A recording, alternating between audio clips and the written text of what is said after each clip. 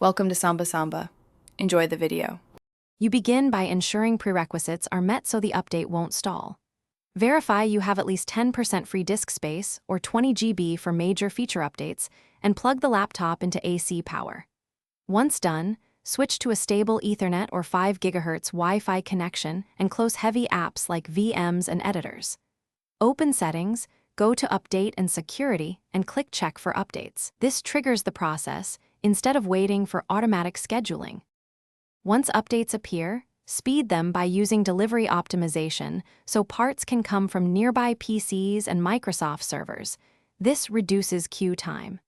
Make sure the Windows Update service is set to automatic, and if updates hang, stop the service and delete the software distribution older to clear corrupt caches. If a driver blocks progress, temporarily disable third-party antivirus or boot to safe Windows mode to allow updates to install without interference. These actions reduce retries and shorten total time. To finish, restart promptly using Restart Now so pending operations finalize. Many updates require a single clean reboot to apply. After reboot, verify update history to confirm success, and if components failed, run dism/online/cleanupimage and sfc/scano to repair system files.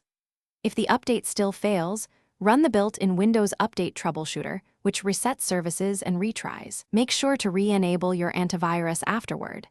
This one tip usually resolves persistent failures and gets you back to a fast.